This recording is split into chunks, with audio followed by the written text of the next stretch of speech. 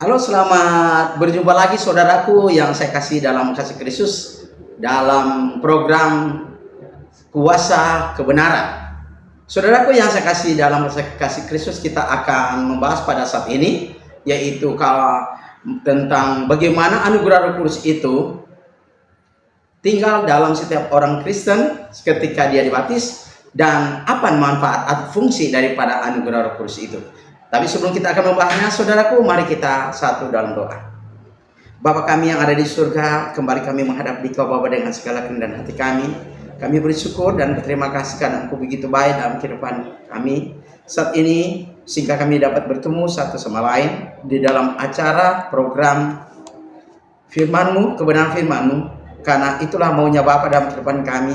Apabila kami selalu haus, merasa lapar haus dan lapar akan kebenaran-Mu, karena itulah maunya Bapa dalam kehidupan kami.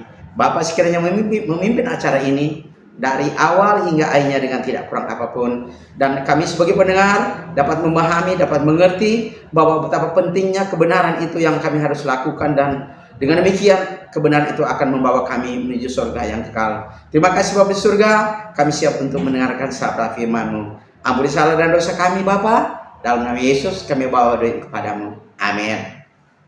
Saudaraku pendengar yang saya kasih dalam kasih Kristus, kita akan membahas pada saat ini tentang topik apa fungsi anugerah Roh Kudus yang kita terima ketika kita keluar dari air baptisan itu.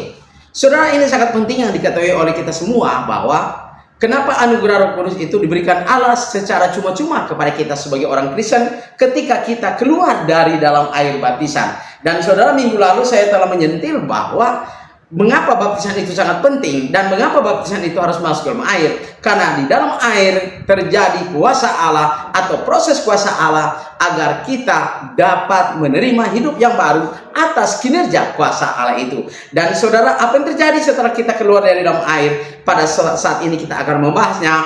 Kita mendapatkan anugerah Roh Kudus. Saudaraku yang saya kasih dalam kasih Kristus, anugerah Roh Kudus yang kita terima dari Allah dengan cuma-cuma, ada 5 manfaat atau ada 5 fungsi Roh Kudus itu yang diam dalam hati kita menurut Efesus pasal 3 ayat ke-16. Yang pertama, fungsi pertama saudara, Roh Kudus yang diam dalam diri kita dan Allah berikan anugerah Roh Kudus kepada kita.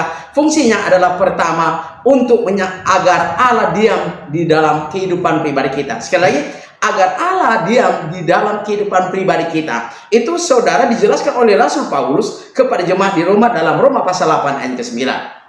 Di mana Allah diam dalam hati kita. Mengapa? Karena kita telah dibaptis. Setelah kita keluar dari dalam air, kita menerima anugerah Roh Kudus dan kita menerima anugerah Allah, yaitu Roh Allah diam dalam diri kita supaya kita diam, Allah juga diam dalam hati kita. Maka itulah sebabnya saudara Rasul Paulus katakan dalam 1 Korintus 3 ayat ke-16 bahwa tiadakah kamu mengetahui bahwa tubuhmu rumah Allah atau Roh Allah diam di dalam kamu. Itu fungsi yang pertama saudara, fungsi anugerah Roh Kudus yang diam di dalam hati kita, yaitu menyatakan bahwa kita agar Allah diam di dalam diri kita.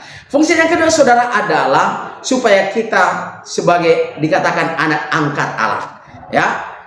Roh Kudus yang diam di dalam hati kita menyatakan bahwa kita adalah anak angkat Allah. Saudara, bagaimana kita tahu bahwa kita adalah anak angkat Allah? Saudara, di dalam Roma pasal 8 ayat ke-15-16, Rasul Paulus katakan bahwa kita anak angkat Allah, sehingga kita dapat menyuruh Abah, ya Bapa. Saudaraku yang saya kasih dalam kasih Kristus, kedua ini sangat penting bagi kita. Dan kita masuk ke poin yang ketiga, yaitu fungsi Roh Kudus yang diam dalam hati kita. Yang ketiga adalah memohon agar kita saudara dimampukan oleh Roh Kudus yang diam dalam hati kita, karena kita memiliki banyak kelemahan dan Roh Kudus memampukan kita di dalam kelemahan itu agar kita kuat di dalam Tuhan. Dan itulah yang fungsi Roh Kudus yang ketiga adalah membantu dalam kelemahan kita. Itu dijelaskan saudaraku oleh Paulus dalam Roma pasal 8 ayat ke-26 sampai 27 saudara. Sekali lagi di dalam Roma 8 ayat 26 sampai 27, di mana Roh itu membantu dalam kelemahan kita. Jadi saudara, itu ya poin yang ketiga, fungsi Roh Kudus yang apabila Allah berikan kepada kita setiap pribadi orang Kristen. Dan yang fungsi yang keempat adalah, saudara, yang keempat adalah apa fungsi Roh Kudus yang kita terima daripada Allah? Menyatakan kepemilikan Allah atas kita. Saudara, Allah menyatakan kita adalah milik Allah. Itu dijelaskan Paulus dalam 2 Korintus pasal 1 ayat ke-22, di mana saudara Paulus katakan bahwa jemaat Korintus itu adalah milik daripada Allah. Dikatakan di situ bahwa kita adalah milik Allah. Dan yang kelima, saudara, adalah yang kelima adalah fungsi Roh Kudus di dalam pribadi kita. Fungsinya adalah, yang kelima adalah membangkitkan tubuh kita yang fana ini, dan yang diam dalam diri kita, yaitu Roh Kudus yang diam dalam diri kita, membangkitkan tubuh kita sebagaimana Yesus dibangkitkan oleh Roh Kudus dalam Roma pasal 8 ayat yang ke-11. Dengan demikian, saudara, ada 5 hal fungsi Roh Kudus yang diam di dalam diri kita. Manfaatnya adalah, pertama, Allah diam dalam diri kita. Yang kedua, sebagai anak Allah, menyatakan kita sebagai anak Allah. Kemudian yang ketiga adalah membantu kita dalam kelemahan kita. Dan yang keempat adalah mensahkan bahwa kita adalah milik Allah. Dan yang kelima adalah membangkitkan tubuh kita yang fana dari Roh itu sendiri yang akan berkreativitas, dan Roh sendiri akan membangkitkan tubuh kita yang lemah itu ketika Yesus datang pada kali yang kedua. Saudaraku, selagi kita tidak dibaptis masuk dalam air, bagaimanakah fungsi Roh Kudus itu bekerja dalam hati kita? Tidak akan pernah bekerja. Dan dia tidak akan pernah bekerja kecuali kita melaksanakan baptisan masuk dalam air. Dan setelah kita keluar dari dalam air, itulah, saudaraku, kita menerima anugerah Roh Kudus yang memiliki 5 fungsi bagi kita. Itulah, saudaraku, melalui pelajaran ini kita diberi pengetahuan bahwa Roh Kudus yang diam dalam hati kita adalah memiliki maksud Allah dalam kehidupan pribadi kita, agar kita mencapai tanah air kita yang yaitu di surga, karena tanah air kita ada di surga. Dari sanalah kita menantikan juru selamat Tuhan kita Yesus Kristus. Saudara, dengan demikian, pembahasan ini adalah sangat penting yang harus diketahui oleh semua orang yang mengaku orang Kristen, agar dia mengerti bahwa ketika dia keluar dari dalam air, dia memperoleh anugerah Roh Kudus, agar dia disebut anak Allah, agar Allah diam dalam hatinya, dan dia mampu mengatasi segala masalah karena Roh Kudus diam di dalam hatinya dan menyatakan kepemilikan Allah. Dan ketika Yesus datang pada kali yang kedua, Roh itu yang membangkitkan kita akan bertemu dengan Yesus di awan-awannya nanti. Saudara, demikianlah pembahasan kita pada saat ini, yaitu apa fungsi Roh Kudus di dalam kehidupan kita setelah kita keluar dari dalam air baptisan, yaitu kita telah membahas bersama. Dan minggu depan kita akan bahas, saudara, adalah apa yang kita lakukan setelah kita menjadi orang Kristen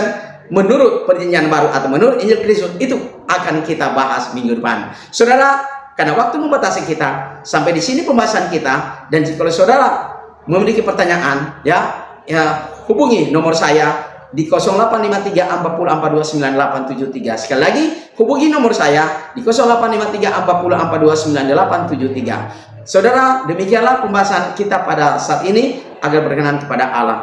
Amin. Mari kita satu berdoa. Bapa kami di surga, terima kasih Bapa, kami telah membahas kebenaran firman-Mu, apa fungsi Roh Kudus yang kami terima daripada Bapa dengan cuma-cuma, agar itu dapat dimengerti, dipahami oleh pendengar, dan mereka dapat mengerti, memahami bahwa seseorang yang menerima anugerah Roh Kudus harus melaksanakan baptisan yang sesuai dengan perintah-Mu, yaitu masuk dalam air, agar kami memilikinya. Dan itulah fungsinya, agar kami disebut anak-anak-Mu, dan kami tahu bahwa kami lemah, dan Roh Kudus akan memampukan kami untuk selalu menguatkan kami. Terima kasih Bapa di surga, biar kami dapat berjumpa lagi pada minggu depan dalam acara yang sama, yaitu tentang kuasa kebenaran. Terima kasih Bapa, inilah doa dan permohonan kami. Ampuni salah dan dosa kami. Dalam nama Yesus kami bawa doa ini kepadamu. Amin.